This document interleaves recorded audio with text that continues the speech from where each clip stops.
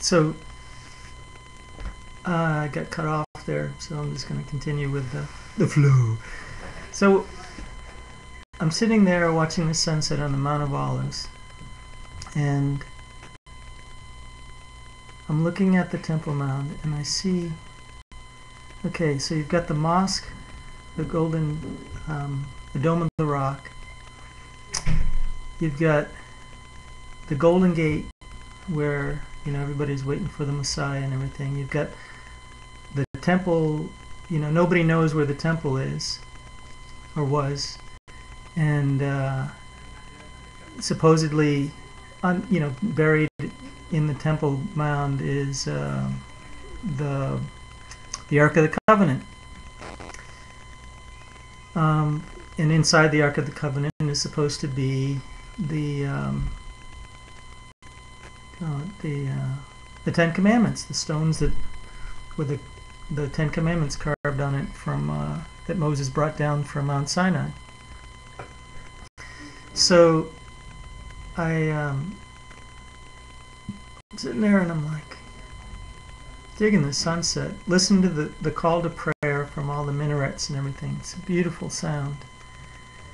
I'm sitting there underneath this olive tree on the Mount of Olives on the eve of Christmas Eve, 1999, and it occurs to me, okay, like, what would be the optimum solution to this situation? Because the whole geopolitics of the world is kind of pivoting on this one spot. You know, who controls the Temple Mount, and all, you know, you've got four main religions. You know, you get the Jews, the Christians, the Muslims, and the Eastern Orthodox Byzantine, you know, Holy Eastern Roman Empire Church, right? They're all focused on what happens with this place. You know, who controls that? And it occurs to me, the solution, I mean, if you had the best of all possible worlds, just wave your magic wand and make stuff happen. So the solution would be this. If, of course, the Messiah comes, right? Goes through the Golden Gate there, and he raises up the Ark of the Covenant, and there's this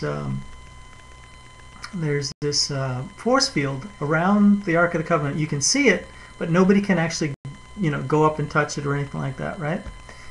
And it's just, you know, sitting there in the middle of the Temple Mount, and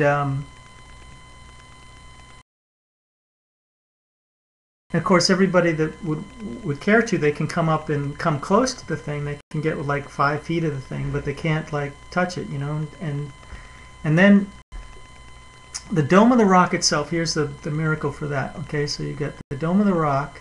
The building itself would get picked up and moved, you know, magically levitated across and put on top of the Mount of Olives. That would be cool. And so what you have, if that were to happen right there, okay, it's like all the religions would have, you know, their little miracle, okay? So the Jews would have, you know, the Messiah, their Messiah would have come, and they would, you know, the great mystery about where the